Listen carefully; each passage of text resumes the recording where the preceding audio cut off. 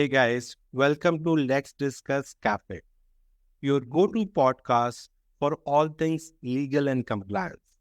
I am your host Avinash Tripathi, and today we have an extraordinary guest joining us. She is a powerhouse in the legal world, a celebrated and award-winning professional with over 13 years of expertise in corporate laws, labor laws, secretarial, and legal work. From being named top 10 Chief Compliance Officer in India to receiving the prestigious honorary doctorate, please join me in welcoming remarkable Vandana Bhatia, currently working as Director of Legal Compliance at Ryan. Get ready for an inspiring conversation with one of the most influential women in the legal profession today. Please give her a warm welcome from Let's Discuss Cafe.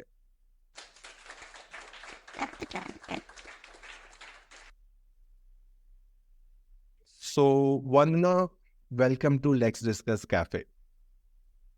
Thank you for having me. No, the pleasure is all ours.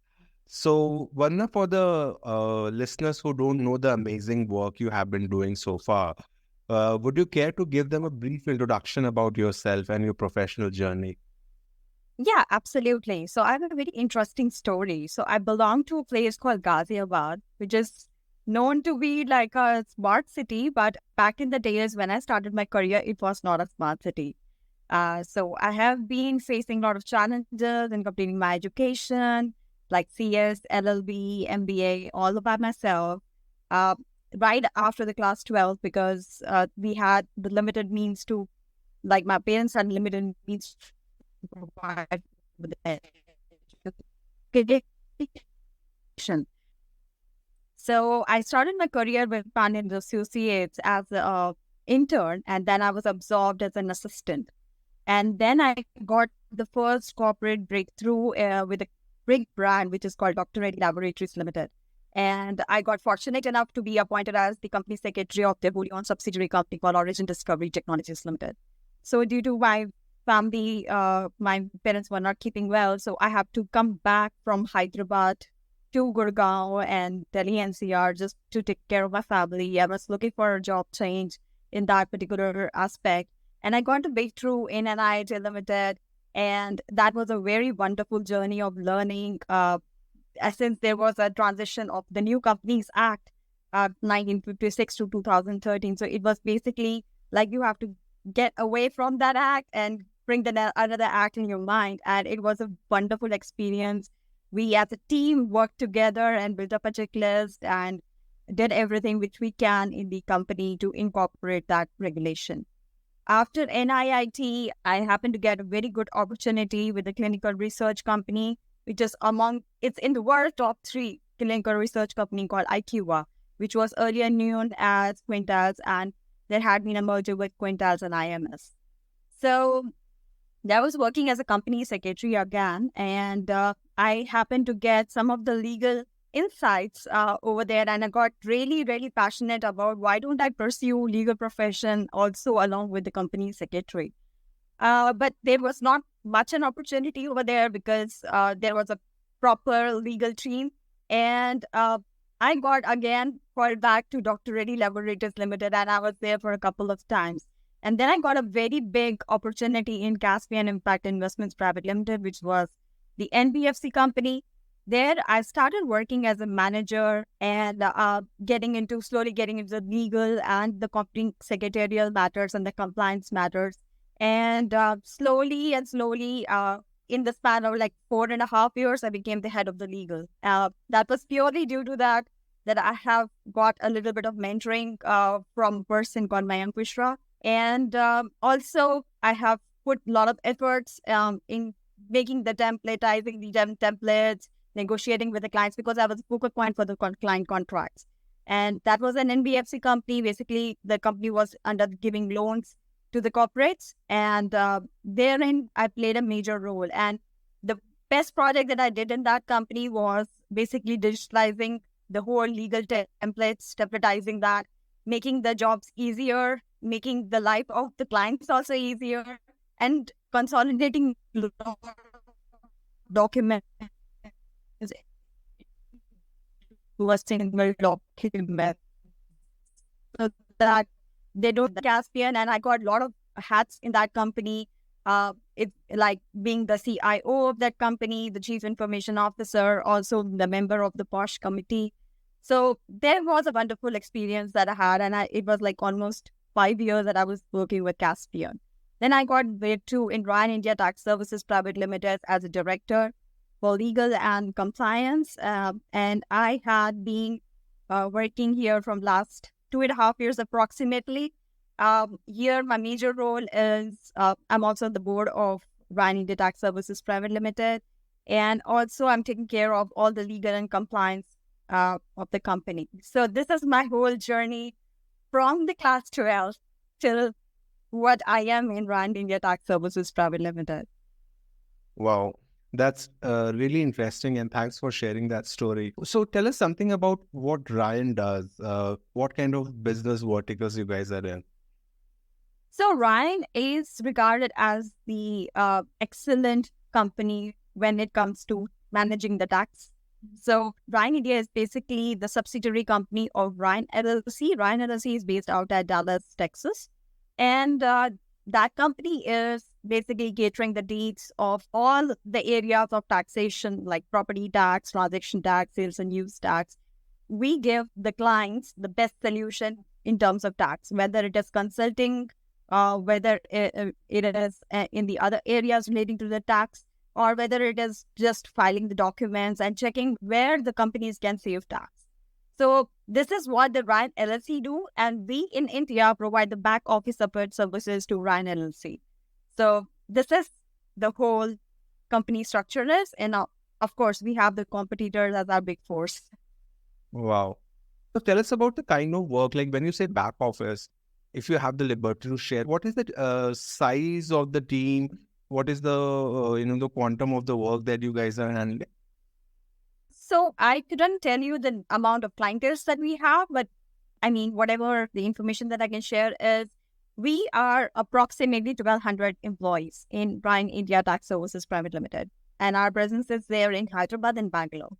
What we do here is basically there is a back office support in terms of data processing, in terms of checking the legal regulations and providing this only, but I cannot share more details on that. Vandana, thanks a lot for sharing that. See, what I wanted to understand is that, 1,200 is a huge number, right? So what is the qualification and what are the typical guys that you guys are hiring? We are hiring all BComs, we are hiring MBAs, majorly MBAs, and some like who are even into CA interns, and they are like LLB graduates and qualified from the universities, different universities. We also do the campus placements. So we hire a lot of strength. So we have the experienced people also, we have the freshers also, we have graduates and the postgraduate people. Yeah. No, because the reason I was curious, because tax is a very specific field, right? So Yes. even though tax is considered to be a law, usually lawyers don't deal in that, right? Even in India, if you notice, a lot of tax is being handled by CAs, right? So as someone who is neutral, who is not neither from like mainly belong to the legal community nor for the CA community, why do you think that's the case? That tax is so much dominated by chartered accountants.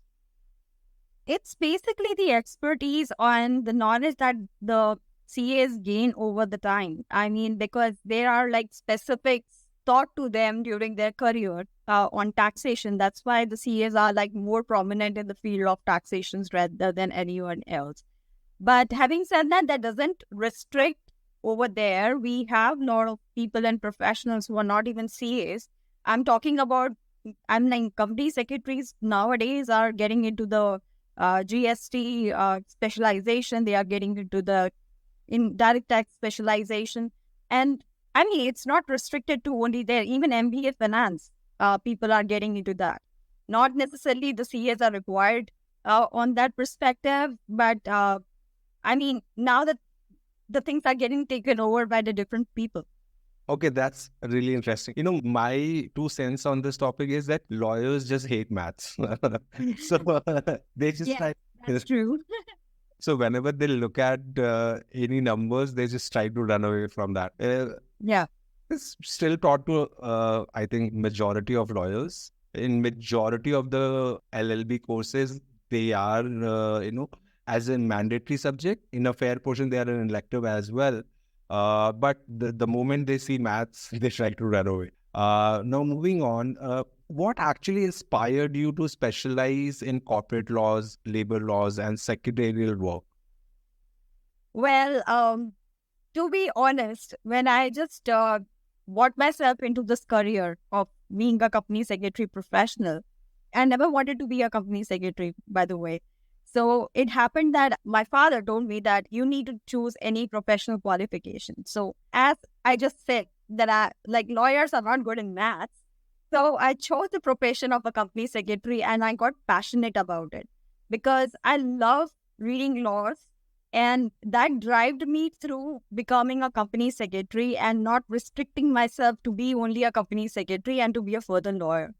It's like just because it really interests me. I'm passionate about learning new laws and how that can be applied to the companies. And different companies have different type of regulations which are applicable. Like if I would say that in the pharma sector, there is Drugs and Cosmetic Act, which is totally different. In the NBFC sector, there is a different act, which is basically the master directions on non-banking financial institution given by the RBI. I'm a curious learner, so learning different things really drives me through getting into these kind of fields. And of course, labor laws, because we have 1,200 employees in our organization. How to manage all the labor law compliances, because our reputation is foremost for us. So we want to be 100% compliant and corporate governance when it comes to the regulation and the compliance. Absolutely. Seems interesting. So you have received numerous awards, during your professional career. So tell us about how these awards and accolades impact your work and motivation. Well, I get recognition in the workplace that really drives me through. And of course, who doesn't need a motivation? So when I get all these awards, I feel very, very honored actually to receive all these awards. And that really motivates me to work more towards our profession, to be the best in the profession, to provide the best solutions to the company. And this is all about it. I want to become the best of myself when it comes to the profession that I'm leading to. Absolutely. So moving on, compliance is crucial in today's business landscape, right? So some of the most significant compliance challenges you have faced, and would you care to, share with us some specific story, obviously without divulging names, that, where you faced a huge challenge and you were able to overcome that? I would not say it is as a challenge, it was an opportunity. So basically, when I explained that when we have to wipe off the old Companies Act 1956 and introduce the new Companies Act 2013 in the organization, the transition was a big opportunity for us. So we all work day and night collating information, what requires to be done by the company, what are the problem areas and how to solve it was the biggest opportunity for us and we overcome it. So that was one of the things, but it was a team effort. I will not take a credit of it. It was all the team effort. As far as the other challenges is concerned, I happen to have only a single kind of a challenge, which I will say is how to make the other person understand the intricacies and the things that are applicable in the laws of India. When I'm dealing with the holding company, this is Ryan LLC, I need to explain that this is what is applicable in India in a very layman term so that it has been understandable by everyone. And the logic behind why this act is there, why this regulation is there.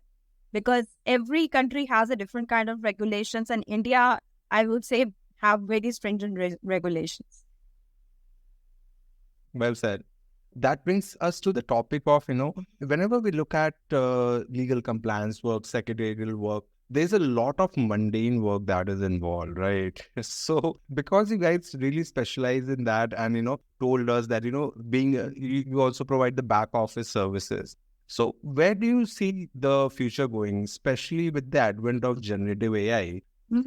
What are your thoughts? Will generative AI make a huge impact on how compliance and tax related services are performed by you and Big Four? So I have a very limited opinion to it. I would say the AI is going to play a major role in reducing the man hours, basically, but it's not going to be totally taken over. So AI cannot do what a man can do. Okay, the interpretation of a legal aspect of any kind of regulation or any kind of act that I'm talking about, it requires a man to, when I'm saying man here, it includes women as well. So that's a legal terminology. So that means that the human efforts will be reduced in terms of the manual hours that has been put into drafting a document or basically taking out the references of a document. But it is not going to be like sustainable in terms that a machine can take over a human being. It's not going to happen. And it's not going to happen not only even in the other areas also I'm talking about. Yeah, makes sense. But are there any specific use cases where you feel that the AI can make a substantial impact? Like, for instance, when I speak to a lot of in-house counsels, the use case they cite most frequently is contract review, right? They're saying Yes. that 60% of our time is going into reviewing the contracts and, making it redlining. There, we see a huge benefit from AI. So, in respect to the work that you are tackling on a daily basis, are there any specific use cases where you feel are promising? Yeah, I would say that AI is going to help us in doing the references. If I say that, supposing I'll just give you an example. So if I have to see one kind of labor issue, I want to see what was the judgment given by the court on this particular aspect. The AI is going to play a major role in doing that reference check and providing me a summary that this is what was the case and this was what was happened and what was the judgment around it. That is like the major role that the AI can play. Also, like other in-house counsels are talking about review the contracts. I also review the contracts in the company, and that's basically the vendor contracts. It is like some contracts are running into like 100 pages, 40 pages. I mean, if you want to just see what is the reference of that clause, what is this clause talking about, getting the summary out of that clause, that is going to really help legal professionals. I mean, basically, making the 100 pages contract into a 1 page document to just give you the output of what you need from that agreement and the contract. Well, yeah, it's really interesting point you raise. And I also believe that, that AI will bring in some kind of a compliance work as well. So most recently, I was working with the company in New York because New York has passed an AI bias act. Like, if your company isn't hiring people, they need to make sure that the AI these companies are using don't have bias. So this kind of compliance work would also be coming in your way in future. Recently, EU's AI Act was also passed, and as EU is the lucrative market for almost any AI company, I think almost every company who's dealing in AI products like have to comply with EU's AI Act. That kind of compliance work will also be coming your way in future, isn't it? Yeah, I mean, I could see some aspects of AI coming in future. Not sure what is going to be there for India per se, but I would say it's still developing. So it's going to come in some or the other way for India. Yeah, absolutely. India has recently passed an advisory on this, and just like GDPR, I feel like GDPR played like a role model for our data protection act. So I feel the latest EU's AI Act is gonna do the same. Let's see how things pan out. And this is what I wanted to tackle. As AI becomes more integrated into legal practice, what ethical considerations should legal professionals keep in mind? Yeah, so I would say there are two aspects which I see that would have a little bit of legal implications and would have a little bit of risk attached to it. I would say not little bit, but basically significant risk attached to it. One is basically the intellectual property infringement, and the other is the confidentiality and data protection. So, if you are generating the AI in house, I mean, the coding that you are doing and doing a manual testing and all that stuff, on what areas that you're using the AI really matters. I mean, that type proper coding and proper methods, if they are used in the organization, then the organization can protect themselves from infringement of any kind of intellectual property and the confidentiality, the data protection that they have in their organization as a clause. If you are getting the AI tool from the outside, then there will be a kind of what is the contract that you're going to enter with that kind of company. If an AI is a mess and somewhere there is a leakage of your data outside the organization, you are going to run into the crores and crores of losses. And especially it will impact more into the pharma sector than I can foresee in any other sector, because they have patients' details, they have clinical trials detail, and everything is there in their system. It's a machine, right? There is a possibility of something getting wrong. So there the intellectual property infringement and the confidentiality and the data protection will come into picture, that this is being breached, how we can protect that. When I see that AI being launched in India, there has to be protective measures around the tool that you're developing and even buying it from the outside. And you need to also analyze where you can channel this AI. And that should be like a baby step. So basically, if you are channelizing in a place where you see that there is no potential data infringement risk or something like that, then you should start from that and slowly evaluate that AI tool and get into the other models. That's what I'm talking about. Makes sense. So, Vandana, this is time for rapid fire round. Are you ready? Yes, I'm ready. Awesome. So, morning person or night owl? Morning person. Yeah. Favorite legal case you have worked on? Yeah, I can't name it. Sorry. Uh, One piece of advice for aspiring legal professionals. Just don't restrict yourself into one area of expertise. Just try to explore and diversify your knowledge in the other areas as well. Be the general counsel and don't be just one particular field counsel. Wow, interesting. So, if you weren't doing what you're doing right now, what would be your ideal alternate career? Being a journalist. Okay. Now, last question, coffee or tea? Coffee, any given day. Okay, good to know. So, yeah, that brings an end to the rapid fire round. So, tell us something about the future. Where do you see your career going in 5 years, and what kind of trends do you see happening in the next 5 to 10 years? Well, I have some goals for me for the 5 years, but I am not going to tell that goal right now, because if it doesn't happen, then it's all going to topple down. But yeah, I would say that I'm still learning. I'm learning lots and lots of things. I would just want to get an expertise in the next 5 years into the various laws. And also, what I see in the future of legal profession, video conferences, meetings, when there was a COVID time. So I see that lot of visualization is coming into picture, and I foresee, hopefully, it's going to help the legal professional that since there are a lot of cases pending in the court. So this I can just, this is like what I see in future, that there will be a digital kind of an era for the legal profession, but let's see where does it go. Wow, very optimistic person you are. So, Vandana, thanks a lot for coming on Let's Discuss Cafe and gracing us with your presence. It was really entertaining, delightful, inspiring, all at the same time.